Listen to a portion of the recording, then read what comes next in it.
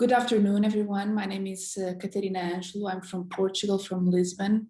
I would like to thank Roman Brzóska and the organization of this Cracow Bielsko-Biala Shoulder Course for this invitation to talk about massive irreparable posterosuperior cuff tears, the treatment rationale, and what is really working nowadays.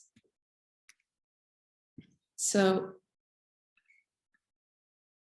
these are my disclosures. And my deepest disclosure is this one. 2 years ago, I was in Bielsko-Biala and I was very well paid, as you can see in this photo. So I'm very disappointed that this year I can't be there in person, and I hope that we can repeat this in person next year. So massive irreparable rotator cuff tears. If you can't repair it, we can try to reproduce it. And to reproduce it, we have to understand how does the rotator cuff work. So to understand how the rotator cuff works, we need to understand three main principles. One is the pulley principle, the second one is the fulcrum principle, and the third one is the box. So I'll explain. First, we'll start with the pulley. The glenohumeral joint works like a pulley system, as you can see here. In the image on the left, you have a pulley schematics where you can see that you have two vectors here and here, and the more parallel to each other they are, the less strength you need to do to lift a certain weight. The most perpendicular they are, the more strength you need to do to uplift the same weight. So this is how the pulley translates in the glenohumeral joint. As you can see here, the insertion of the rotator cuff is actually the pulley. One of the vectors is the vectors of the rotator cuff muscles, and the other vector, the vector that uplifts the weight, it's the vector that goes through the humeral diaphysis. So when we have a scapular dyskinesis, and this is as simple as a malfunction of the scapula throughout the range of motion, this is very common in rotator cuff pathology. What we have is we have a protracted and a downwardly rotated scapula. And this means that we have a vector more perpendicular to the humeral diaphysis vector. So we'll need to do more strength to uplift the weight of the arm. And this generates an increased stress on the pulley itself. And this means that the insertion, the humeral insertion of the rotator cuff will be underneath a bigger stress, and ultimately it will tear progressively. So what we have here, why do we have protracted and downward rotated scapula? What we have usually is an inhibition, a weakness of the lower trap and the serratus anterior, and they fail to pull the scapula down when we abduct in the scapular plane, and we have an increased activation and contracture of the pec minor, of the lat dorsi, and of the upper trapezius. This is why these patients usually complain with a contraction on the upper trapezius. They have a lot of pain on the upper trapezius, on the neck.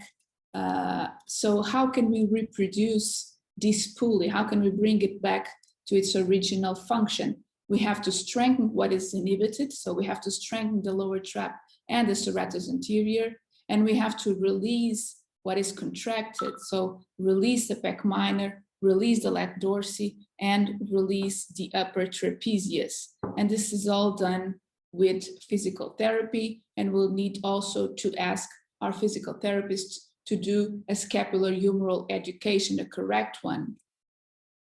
So the second principle is the fulcrum. A fulcrum, it's also a way to overcome a certain resistance using a lesser force. If you have a fulcrum, you can overcome a certain resistance with a force inferior to the one that you will have to do without the fulcrum. So the glenohumeral joint works as a fulcrum. How? You have the force of the deltoid that pulls the weight of the arm up, and the capsule and the posterosuperior cuff, when they're intact, they push the humeral head down, maintaining this center of rotation, as you can see here. So when we don't have capsule or posterosuperior cuff, and the deltoid pulls the arm up, what we have is the humeral head loses its center of rotation. It goes upwards. So this is a proximal translation that we all are familiar with.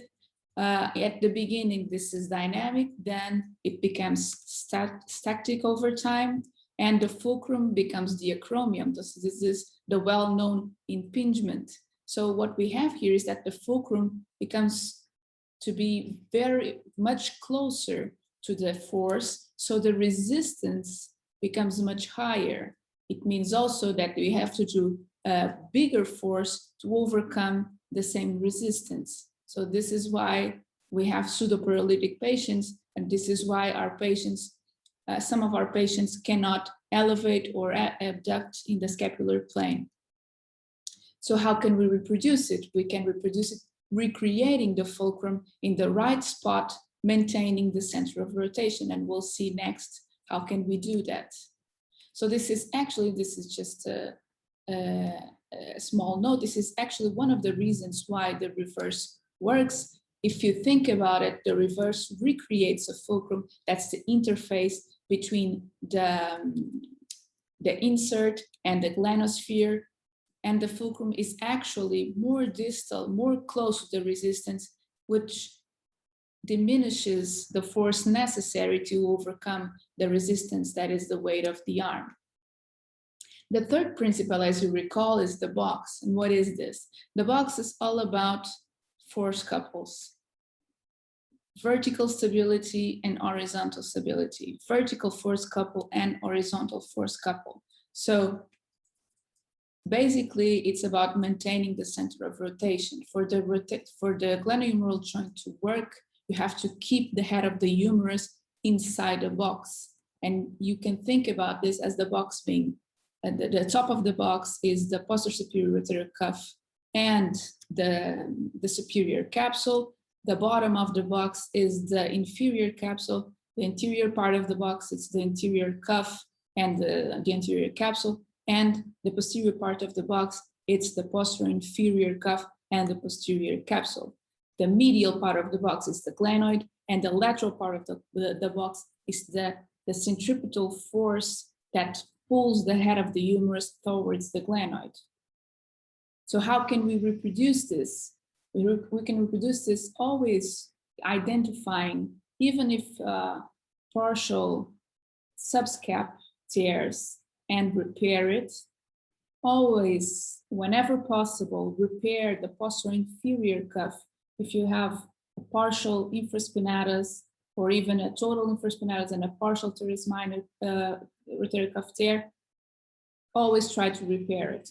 And if you only have a posterosuperior rotator cuff tear, even if irreparable, you can always try to partially repair, to do a partial repair, whatever your final technique will eventually be, as we're going to see next. So, but for this to happen, for us to be able to keep the humeral head inside of the box, the center of rotation must still be reducible. So if you have an irreducible sort of center of rotation, if you have a static proximal humeral head migration that you cannot bring to the original center of rotation, then your patient will probably only move the shoulder in again with a good range of motion if you do a reverse. So what is working? This is a very satisfying subject for me, and I think for all of us, because we all deal with irreparable rotator cuff tears. We have a lot of techniques that we can do to try and improve our patient's life, but there's still no consensus about a gold standard technique. We all do different things. We're still trying to figure out what is best for this kind of patients. And in the literature, it's not clear. There's not a clear superior technique, but we'll try to figure out what really is working for this type of patients in specific. So I'll talk about only I'll only talk about the more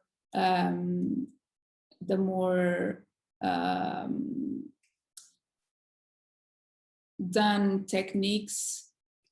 I'll start, of course, with the conservative treatment. And in the conservative treatment, what we do, as we saw in the previous slide, is that we're going to optimize the pulley function. We won't do anything about the fulcrum or about the box.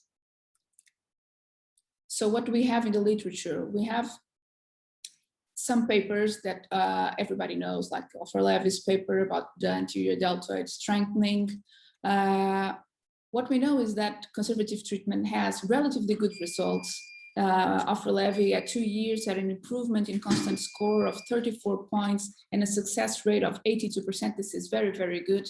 Also, in other types of protocols with strengthening of the scapular stabilizers, also an improvement in constant score. This study by Philippe Collin, the improvement in constant score was only by 13 points, but it improved at 2 years, and at 1 year at a recent study from Spain in a Spanish article, a Spanish paper, sorry. What we have is an improvement of 26.5 points at 1 year, just with conservative treatment in patients with massive irreparable rotator cuff tears. So we have an improvement in outcome scores. We have a slight improvement in strength, not much, and a decrease of pain. There's no consensus what muscles to strengthen. We know that the anterior deltoid produces good results and produced very good results in Levy's paper, and teres minor scapular stabilizers also produced very good results in Philippe Collin and colleagues' paper, and on this paper of our Spanish colleagues. So there's no consensus. Personally, I always ask to strengthen them all in a minimum 12-week duration program. So, and in this other paper in 2017, the authors revisited Levy's rehab program, but they only obtained a success rate of 40% and an increase, but a significant increase in American Shoulder and Elbow Surgeon score of 23 points. But 29% of the patients were not able to complete the 12-week program because of pain. So conservative treatment seems like a good option if your patient is not compliant with surgery, if he has a lot of comorbidities, if he doesn't want to do surgery, but it has to be an exercise-based conservative treatment, exercise-based rehabilitation. You really have to specify that to your rehab colleague or the physical therapist that you work with. And also you have to take into account if your patient is compliant with the rehab, and if the rehab team that he has access to is also compliant with this exercise-based conservative treatment. Also, we know from this paper, from the same paper from Collin and colleagues, that the results are worse in anterior superior tears. I mean, if you have a posterosuperior irreparable tear, but it has an anterior component, so the subscapularis and the anterior supraspinatus play an important role in how a massive posterosuperior rotator cuff tear will behave with the conservative treatment. So if you have a patient with an irreparable rotator cuff tear, but it also has an anterior component, it probably won't have a good result with just the rehab. So, and why is this? Because it's all about the box. You have an open box from the front, so you can try to optimize the pulley, but you will always have an unstable joint. So this is a really importance of the subscapulary surgical repair in the posterosuperior massive irreparable rotator cuff tears. So what about partial repair? Partial repair partially restores the pulley, partially restores the fulcrum, and partially restores the box. So partial repair, it's a partial solution. So we have to look at it as a partial solution. As we can see in the literature, partial repair gives us, at a relatively long follow-up, a relatively good increase in the outcome scores, not so much about the strength. You have better active range of motion, but not satisfying, and it won't last. There's a high rate of rotator cuff arthropathy progression, as you can see here, 36%, and a failure rate of 29%. This at 5 years at this Dr. Cuff and colleagues paper. And at 2 years, Dr. Chen and colleagues, they report a repair rate of 46.1%, even though they had a 32.6 points improvement in the ASIS score. What about the balloon spacer? The balloon spacer restores the fulcrum and it closes the box from the top. It doesn't do anything about the pulley. So as you can see here, it restores the fulcrum to its original side and restores the center of rotation. So in theory, the balloon spacer, it's a great technique. What does the literature tell us? So the first clinical results were published by Senekovic and colleagues, and this popular paper, there were 3-year results. You had an improvement in constant score about 31.5 points. It's not so different from the partial repair or even the conservative treatment, but it's still an improvement and it's still good. In another paper by Enrico Gervasi and colleagues, also an improvement both in constant score and in American shoulder and elbow surgeon score. Constant score 37.9 points and the ASIS 48 points. But there's still a lot of preoccupation about the degradation of the balloon spacers. According to the manufacturer, it degrades after 12 months. So we wouldn't expect, to have a prolonged fulcrum restore or a prolonged effect of closing the box from the top. So this would be theoretically just a temporary solution. So you have to say this to your patient. Also, in this study of Malahias and colleagues, they did a comparison between partial repair and another group. They had partial repair and the balloon, and both of the groups improved in outcome scores, both ASIS and constant score at 12 months, but there was no statistical difference between outcome score, subjective satisfaction, pain, or range of motion. So this makes us think a little bit about the balloon and its results. What about tendon transfers? Tendon transfers restore theoretically the 3 mechanisms. It restores the pulley, it restores the fulcrum because the transfer tendon pushes the head of the humerus down, and it restores the box. It closes the box. So theoretically, this is the perfect technique.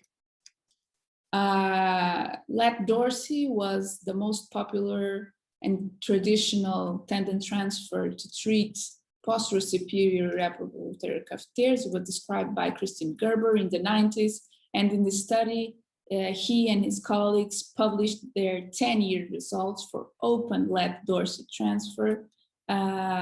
So at 4 years, they had an improvement in constant score of 16.5 points. And at final follow-up, minimum 10 years, they had an improvement of 16.2 points. So it's a little bit lower than the previous techniques. Then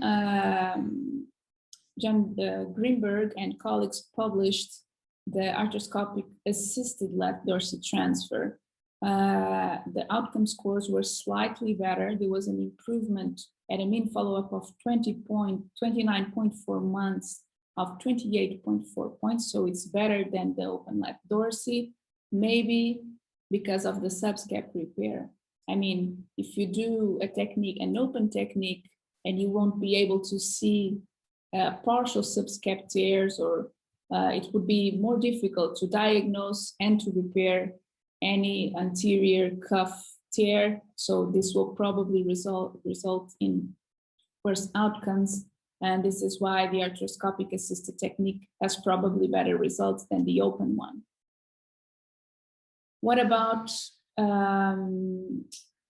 lower trapezius? Lower trapezius is becoming very popular in the States. It was described by Dr. Al-Assam and colleagues.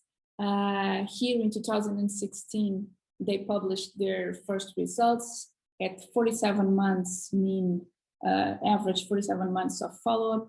Unfortunately, they do not report any constant score or as a score. They do not report the improvement in strength in kilograms. They used subjective scale, and they do not report the graft tear rate. What we know is that at more or less 4 years of follow-up, what they have is an average forward flexion of 120 degrees, an average abduction of 90 degrees, and an external rotation of 50 degrees with no improvement in internal rotation. So these results must, maybe they're very good for brachial palsy patients, but for this kind of patients, they are not great. So later, lower trap in Europe, because we don't have an easier access to the Achilles tendon allograft that Dr. Bassem El-Assam uses in the States. Dr. Philippe Valenti described the lower trap transfer with semi-T tendon augmentation, and he reported at 2 years follow-up an increase in constant score by 25 points, but no strength in kilograms and no ASAs. Also no graft tear rate, because they do not report any MRI or ultrasound control. The constant score improvement is good. They have a mean active forward flexion improved from 150 to 160, external rotation with the arm at the side from -20 to 24 degrees, and external rotation with the arm at 90 degrees of abduction improved from -10 degrees to 40 degrees. So there was an improvement, but again, it was not a great improvement in range of motion and the outcome score, at least not something that differs from conservative treatment or partial repair. Dr. El-Assam published then in 2020 the outcome of arthroscopically assisted lower trap transfer. And in these patients, he had better results in terms of range of motion. Again, probably because of a subscap repair, but also they didn't report any constant score strength in kilograms or American shoulder and elbow score, or no control, MRI control or ultrasound control. So we don't have any graft tear rate. What we have is a postoperative mean forward flexion of 122 degrees, abduction of 95 degrees, and external rotation, this one pretty good, of 47 degrees. No improvement also in internal rotation. What about SCR, superior capsule reconstruction? So SCR does not restore the pulley, but it restores the fulcrum and the box. So in this principal question, SCR works similarly as the balloon, but the results are quite different. Let's see. So there was the original paper that published the first clinical results about SCR, as we all know, is the paper published by Professor Mehata in 2013. He had a mean follow-up of 34.1 months, and he reported an improvement in American shoulder and elbow score of 69.4 points. That is more than twice and more than 3 times the improvement reported by other techniques in the literature so far. He had no mention to constant score or strength in kilograms. Unfortunately, he had a graft tear rate with this follow-up of 4.2% because he did an MRI control of the studied patients, and he had an active elevation postoperatively, a mean active elevation of 148, an active external rotation of 40 degrees, and also an improvement in internal rotation, contrarily of what we are seeing in the tendon transfer from the thumb to L3 for the thumb to L1. Based in this fantastic results, we started doing this technique in 2013, and we published our 3-year results, both clinical and imagological, in the American Journal of Sports Medicine in early 2020. And as you can see, with a follow-up of 3 years, we have an average constant score of improvement of 50.8 points, an improvement in strength of 2.61 kilograms, but we did not do the American shoulder and elbow score in this group of patients. At this 3-year follow-up, we have a graft tear rate, MRI-based, of 21%. As you can see here, the 3-year mean improvement in range of motion, we have an active elevation on 151 degrees, active abduction of 143 degrees, active external rotation of 38 degrees, and also an improvement in internal rotation from 1.37 to 4.37.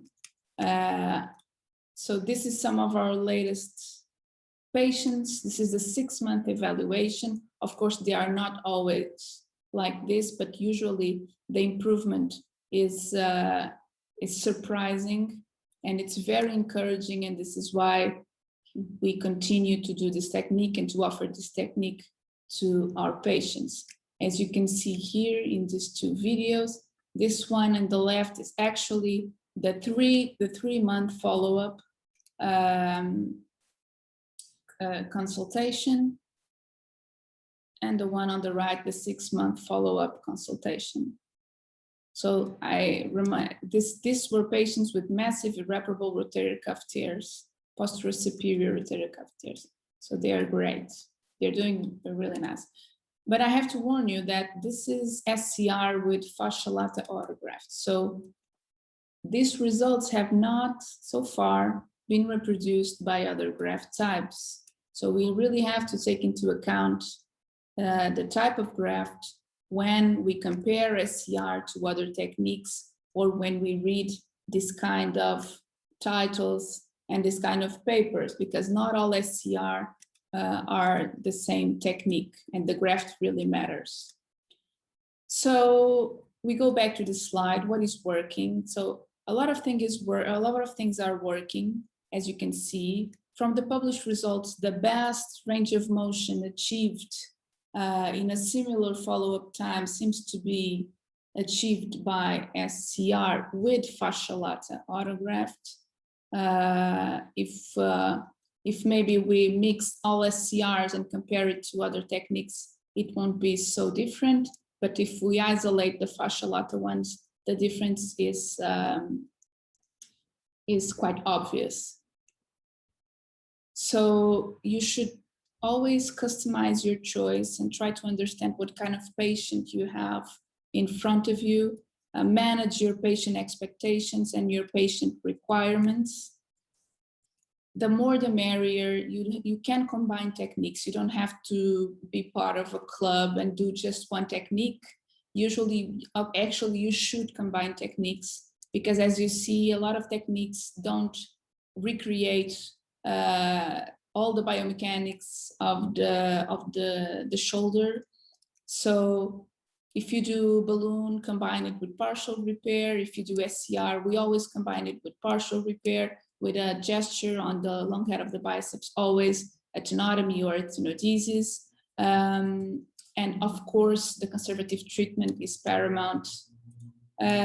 If you are choosing a technique, I advise you to choose an arthroscopic or an arthroscopic assisted treatment, because you get to diagnose a lot of things that you won't diagnose with an open technique, especially the subscap partial tears. They're always they're known as the hidden lesion because they're usually difficult to diagnose if you do an open approach.